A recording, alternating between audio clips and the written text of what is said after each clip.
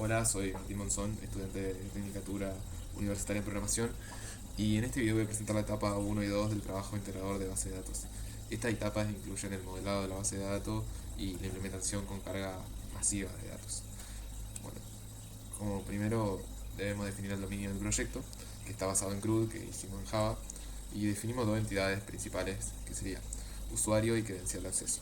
La relación entre ellas es uno a uno, indica ahí el diagrama, o sea que cada usuario tiene una única credencial que pertenece a un solo usuario. Bueno, luego vemos los atributos de estas entidades, que bueno, sería el ID, el username, el email, si está activo, la fecha de registro. Y bueno, para la credencial de acceso vemos el ID, el hash password, el salt y el último cambio. También usamos claves foráneas y restricciones unique para evitar duplicados. Bueno, en el diagrama de entidad de relación podemos ver que claramente la relación es uno a uno entre el usuario y la credencial. Esto nos asegura que cada usuario tenga una credencial y que no haya datos repetidos o sin relación. Eh, Así que bueno, eso sí. Y luego pasamos al modelo relacional SQL, en el cual pusimos un breve fragmento de código a modo de ejemplo, pero lo que podemos saber es que pasamos al modelo relacional en SQL y definimos las tablas con sus claves de restricciones. Usamos onDelete Cascade para mantener la integridad referencial, de forma que si se elimina una credencial, también se borra el usuario vinculado. Bueno, luego pasamos a la variación de reglas y errores. Para eso pusimos como unos ejemplos, unos que sean correctos y otros incorrectos. Eh, Cuando, por ejemplo, ¿no? Cuando dejamos el email en null o repetimos el username, SQL lo detecta como un error de entrada duplicada. Entonces confirmamos que los containers estén bien aplicados con ese ejemplo. Bueno, luego para la implementación y carga masiva, en la etapa 2 desarrollamos un procedimiento de almacenado llamado carga de usuarios R. Este procedimiento genera automáticamente miles de registros de usuarios y credenciales usando funciones como run, eld o concatenar. Y para crear estos datos realistas, con este proceso pudimos cargar más de 10.000 usuarios en la base de datos. Que justamente acá estamos cargando esos datos. Y para ejecutar usamos el comando cal, cargar usuarios 10.000, y después verificamos con un select account y comprobamos que se crearon exactamente los 10.000 usuarios. Esto nos demuestra que la carga masiva fue exitosa. Bueno, luego comprobamos la integridad para confirmar que los datos sean correctos, ¿no? Verificamos tres cosas: que no haya usuarios sin credenciales, que no haya credenciales sin usuarios y que cada credencial esté asignada a un solo usuario. En todos los casos el resultado fue cero, eso que nos demuestra que los datos mantienen su consistencia. Bueno, luego como conclusión de existencia de la IA, tenemos que decir que nos ayudó mucho a mejorar el realismo de los datos, solucionar errores y bueno, también pudimos ver que lo que nosotros reflejamos en el modelo conceptual se refleja directamente en el modelo físico. Eso nos da una integridad y automatización de carga muy buena. Hola, soy Cristian Emanuel Olivero. Voy a acompañarlos a recorrer el ejercicio número 3 del trabajo práctico integrador número 1 de base de datos. Este ejercicio profundiza el uso de SQL para obtener información relevante a partir de los datos, optimizar el rendimiento de las consultas y facilitar el análisis mediante vistas. Es lo que vamos a ver en este ejercicio. Comienza desarrollamos 4 consultas de SQL para obtener información clave sobre los usuarios y sus credenciales. En este caso, la consulta número 1 usa un join con la consulta where, permite identificar usuarios que necesitan restablecer su contraseña. En este caso, requerir reset. Se realiza el inner join con la tabla credencial de usuario, credencial acceso, perdón, y filtrando por requerir reset verdadero. Entonces vamos a obtener, como les decía, el último cambio de la contraseña. La consulta número 2, también join con condición, muestra a los usuarios inactivos junto con la fecha de su última modificación de la clave. Esto va a permitir verificar que no haya cuentas desactivadas que aún sigan operando. Entonces va a devolver el máximo valor de que se haya hecho el último cambio. Luego tenemos la consulta número 3, Group B, agrupa a los usuarios según su estado de actividad, en este caso activo o inactivo, y cuenta cuántos hay en cada grupo, cuántas cuentas hay activas y cuántas cuentas hay inactivas. Esto nos va a servir para tener estadísticas generales. La consulta 4, usando una subconsulta, devuelve los usuarios cuya contraseña fue modificada más recientemente. Utilizando la subconsulta más, en este caso, nos va a devolver el máximo valor del último cambio, es decir, el último cambio más reciente de credencial acceso. Ahora pasamos a la parte de índices y medición de rendimiento. En este caso, vamos a comparar dos consultas con y sin índice. La primera está formada por el select con el asterisco que va a mostrar todos los valores de la columna, en este caso credencial acceso. La parte de SQL no caché es un buen parámetro que nos va a permitir indicarle a SQL que no use el caché de resultados. Esto va a permitir forzar el motor a ejecutar la consulta completa cada vez, útil para medir tiempos reales de ejecución, que es lo que queremos hacer. Luego usamos el comando from, que nos va a delimitar credencial acceso, es decir, de dónde vamos a sacar los datos. Y la parte where que nos va a traer el secret reset verdadero, ordenado por el último cambio en forma descendiente. Esto nos va a permitir ordenar los resultados por la fecha del último cambio de contraseña, de más reciente al más antiguo. Después usamos la consulta a través de creando un índice que nos va a permitir filtrar de manera más eficiente las filas que requieren restablecimiento de contraseña, evitando un escaneo completo de la tabla y mejorando el tiempo de respuesta de la consulta. Así, por ejemplo, tenemos un tiempo de ejecución sin usar el índice de 0,046 segundos y usando el índice de 0,015 segundos, que es la mitad. Entonces, como conclusión, el índice permite filtrar más eficiente las filas relevantes, evitando un escaneo completo de la tabla y mejorando el tiempo de respuesta. Luego creamos la vista. Se creó la vista de usuarios activos para simplificar el acceso a la información relevante sobre usuarios activos y sus credenciales. En este caso vamos a mostrar cuáles son los usuarios activos y las credenciales. Esta vista permite centralizar la información de usuarios activos. Facilita el monitoreo de seguridad, último cambio de la clave, por eso también lo mostramos, y se necesita un reset o no. Permite generar reportes sin consultar directamente en la tabla base, es decir, sin hacer un select, ya con esto directamente llamamos a esta consulta y nos trae ese resultado.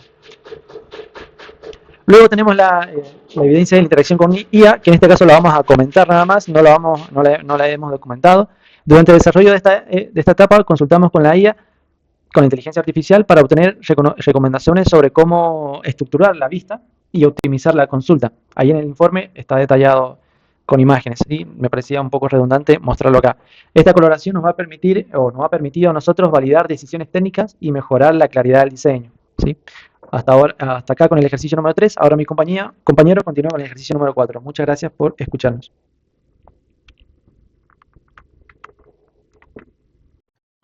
Hola, buenas tardes. Soy Rodríguez Joaquín de la Comisión 4. En esta parte del video vamos a ver en detalle un poco la etapa número 4 de nuestro trabajo integrador, que se enfoca en la seguridad y la integridad de la base de datos. El objetivo fue asegurarse de que la base de datos no solo funcione, sino que también esté protegida, por lo cual nosotros hemos implementado 4 capas de seguridad. La primera capa fue el control del acceso, es decir, creamos un usuario llamado Team Pikachu, así es como nos hacemos llamar en equipo, con los permisos muy limitados. Solamente le dimos los permisos de lectura. Por ejemplo, lo hemos probado intentando guardar un registro en la tabla y la base de datos lo bloqueó dándole un error de acceso denegado, confirmando de que la seguridad sí funciona. En la segunda capa se trata de la confidencialidad, o sea, para ocultar datos sensibles. Para que este usuario que hemos creado extra, no el administrador, hemos creado 2 vistas. Una es para ocultar el mail y la otra es para esconder las contraseñas. Cuando el usuario extra del Team Pikachu quiere entrar a acceder a los datos de las tablas, no va a poder ver la tabla original, sino estas vistas, así protegiendo la información muy sensible. En la tercera capa, validó la robustez de las restricciones de la base de datos mediante unas pruebas de integridad, como está todo documentado. Intentamos insertar datos inconsistentes. La base de datos impidió correctamente la creación de un usuario sin una credencial válida, arrojándonos un error, el 1452 para ser exactos, y la inserción de un usuario duplicado, dándole error 1062. Tras esto, se confirma que las restricciones de la clave primaria y el Unix son realmente efectivas. Y por último, la cuarta capa es la defensa contra la inyección en SQL, implementada por un procedimiento almacenado que le hemos llamado buscar usuarios. Este método es seguro porque separa la consulta de los datos de entradas y cualquier input, incluso si fuera malicioso, es tratado como un dato literal a buscar y no como un código ejecutable, neutralizando así el ataque. Ahora vamos a proceder a mostrar en la base de datos el MySQL. Por ejemplo, aquí tenemos el usuario administrador y el usuario extra que hemos creado, que está con limitaciones. Primero vamos a mostrar el usuario administrador. Acá tenemos las tablas de la base, las vistas, las que hemos mencionado recientemente, y los procedimientos. Voy a copiar esta consulta de acá.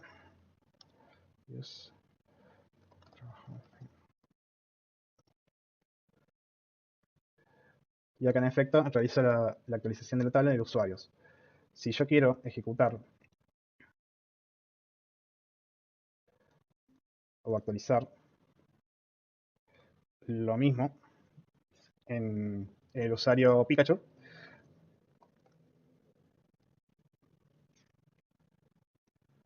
me va a arrojar en efecto un error de comando denegado.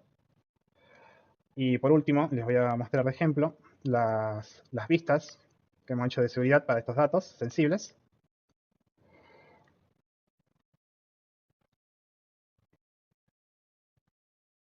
Mostrándoles el ID, el nombre del usuario, el correo, si está activo, la fecha de registro y la credencial. Y ahora si volvemos al otro usuario, procederemos a mostrar en la tabla que solamente puede ver los usuarios, si está activo, y la fecha de registro, confirmándose que no puede ver ni acceder al correo. Y acá ya una vez finalizado la etapa número 4. Muchas gracias. Hola, mi nombre es Miguel Pichulman y en esta oportunidad voy a hablar de la parte 5, etapa 5, que corresponde al trabajo práctico integrador de base de datos, el cual toca los temas de transacción y concurrencia. Para definir transacción, podemos decir que se trata de una unidad lógica de trabajo que agrupa una o varias operaciones, las cuales deben ejecutarse de forma atómica, consistente, aislada y durable. Estos principios se conocen como las propiedades ACID. Durante la ejecución de estas transacciones pueden ocurrirse bloqueos, ya que una transacción puede estar trabajando sobre una tabla de la base de datos y otra sesión puede querer trabajar sobre la misma tabla de datos, lo que muchas veces se produce un bloqueo o bien lo que llamamos un deadlock. Ahora procederemos a explicar eh, un ejemplo de cómo se produciría un deadlock en Workbench. Para ello debemos asegurarnos de tener dos sesiones iniciadas en Workbench. En la primera, iniciaremos una transacción corriendo este código, el cual intenta, o más bien modifica, la fila de la tabla usuario, la primera fila de la tabla usuario. La segunda sesión hace lo mismo, pero en este caso con credencial de acceso. Luego la primera sesión lo que hace es querer modificar la tabla credencial de acceso, pero en el mismo campo que la sesión 2. La sesión 2 intenta modificar el campo de la tabla, el campo email de la tabla 2, y Workbench nos detecta el error 1213, que es que ha encontrado un deadlock. Se ha producido un deadlock porque se produce un bloqueo mutuo entre las dos transacciones. En este caso, Workbench, al detectar que se produce un deadlock, tiene un mecanismo en donde lo maneja automáticamente y en cierta forma sacrifica una de las transacciones para poder continuar. Ahora hablaremos de dos niveles de aislamiento que existen. Uno de ellos es read committed o lectura confirmada. En este nivel, cada sentencia select que se ejecuta dentro de una transacción solo puede leer los datos que han sido confirmados por otras transacciones hasta el momento exacto de la lectura. El aspecto más importante de este nivel es que no mantiene versiones antiguas de las filas entre lecturas dentro de la misma transacción. Por ejemplo, si la sesión 1 realiza una transacción y lee datos, y después en la sesión 2 realiza una transacción el cual modifica esos datos y luego los confirma. Luego, la sesión 1, si realiza una transacción y donde se realiza una lectura, esta verá los cambios que confirmó la sesión 2. Esto muestra un resultado diferente a lo que se realizó con la primera lectura, lo que se conoce como lectura no repetible. Esto significa que read committed evita lecturas sucias, pero a la vez permite lecturas no repetibles. Vamos a ver un ejemplo de read committed con unos scripts en Workbench. Primero ubicamos la sesión 1 e iniciamos establecemos el nivel de aislamiento, iniciamos la transacción y acá leemos los datos de la tabla usuario. En este caso queremos saber cuántos usuarios se encuentran activos. Tenemos que se encuentran activos 9027 usuarios. En la sesión 2 nos aseguramos que el dato que vamos a modificar se encuentra activo y lo pasaremos a inactivo. Vemos que el usuario 7 se encuentra activo, entonces ahora lo pasamos a inactivo. Confirmamos la transacción, volvemos a la sesión 1 y realizamos la lectura de los datos. Vemos que arroja un valor de 9026, uno menos. Esto es porque se cumple con el principio de read committed. Ahora hablaremos de el nivel repeatable read o lectura repetible. Cuando una transacción se inicia, el nivel repeatable read, eh, la lectura que se hace en la transacción genera automáticamente una instantánea a la base de datos. Y todas las sentencias select dentro de esa transacción solo leerán los datos tal y como existían al momento en la que se tomó esa instantánea. Esto asegura que la transacción verá siempre los mismos datos, incluso si otras transacciones modifican y confirman los datos. Por ejemplo, la sesión número 1 inicia una transacción y toma su instantánea. La sesión 2 modifica los datos y confirma las modificaciones. Y nuevamente, cuando la sesión 1 hace una segunda lectura, no se ve reflejado el cambio que ha realizado la sesión 2. Ahora lo veremos con un ejemplo práctico. Establecemos el nivel, iniciamos la transacción y contamos cuántos usuarios hay activos. Arroja un total de 9013 usuarios. Vamos a la sesión 2. Nos vamos a asegurar que el usuario 19 se encuentre activo. Efectivamente está activo. Y ahora pasaremos a pasarle a un estado de inactividad. Vemos que está inactivo. Confirmamos el cambio. Volvemos a la sesión 1. Y cuando ejecutamos la segunda lectura, vemos que la sesión 1 sigue leyendo la misma cantidad de datos que leyó en el primer select, en la primera lectura, confirmando el principio de repeatable read. Ahora daremos un ejemplo de un procedimiento implementado en SQL que utiliza begin, commit y rollback para manejar las transacciones.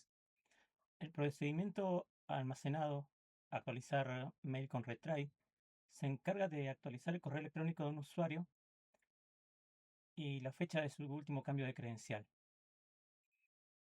Implementa una lógica de reintento en caso de fallos, por ejemplo, deadlock o bloqueos. Los parámetros que acepta el procedimiento son el ID del usuario y el nuevo mail. La transacción y la actualización que se intenta ejecutar son las sentencias update que están determinadas en start transaction. El procedimiento. Ahora procederemos a dar un ejemplo de un procedimiento implementado en SQL que utiliza begin, commit y rollback para manejar las transacciones. Este procedimiento, actualizar email con retry, Lo que hace es actualizar el correo electrónico de un usuario y la fecha de su último cambio de credencial en dos tablas diferentes. Implementa una lógica de reintento en caso de fallos.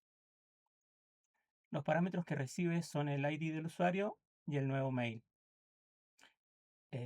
Intenta ejecutar dos sentencias update dentro de una transacción. Intenta actualizar la columna de email en la tabla de usuario y la columna último cambio a la hora actual en la tabla credencial de acceso. El bloque de manejo de errores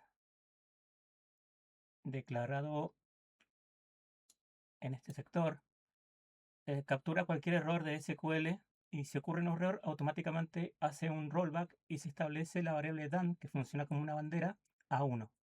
El bloque repeat until lo que hace es manejar el mecanismo de reintento. Si la transacción falla, que es cuando done es igual a 1, incrementa el contador de retries y si aún no se ha alcanzado el límite de retries que lo hemos establecido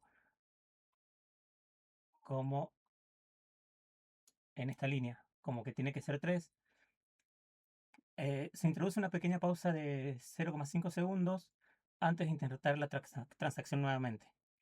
El bucle se sigue desempeñando, se sigue corriendo hasta que la transacción sea exitosa, o sea que la variable done vuelva a ser 0. O bien se hayan agotado el máximo de los reintentos.